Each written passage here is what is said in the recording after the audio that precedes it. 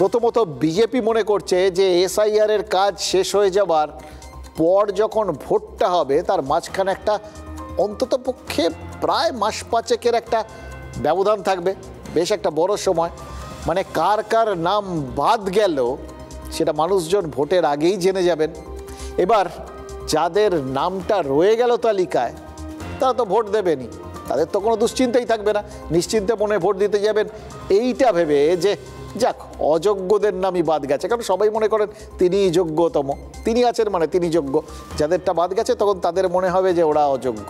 এটা একটা সাইকোলজি। তাদের মতে যোগ্যরা দিব্যি ভোট দিচ্ছে আর অযোগ্যরা তাদের তো ভোট না দেওয়ারই কথা, তারা বাদ গেলেন, একটু বুথে খানিকটা ভিড় কমবে এরকম ভাববেন আর কি।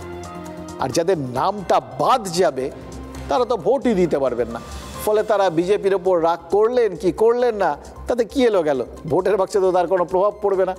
এবার তারা যদি তৃণমূলের কথায় নাচেন বা আন্দোলন করেন বিপ্লব করেন কিচ্ছু আসে যায় না।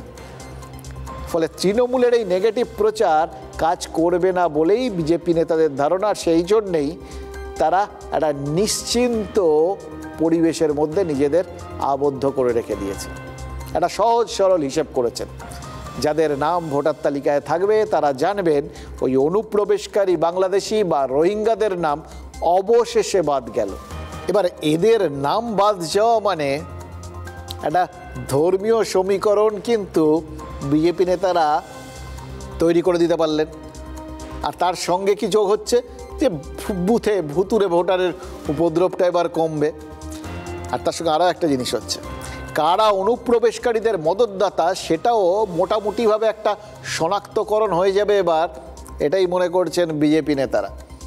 কারণ ভোটের ফলেই নাকি তার পরিচয় পাওয়া যাবে, ফলে সুদূর প্রসারী একটা ফল তারা পাবেন, অর্থাৎ আশু একটা ফল পাবেন আর একটা দীর্ঘদিনের জন্য ফল পাবেন, দীর্ঘমেয়াদী ফল।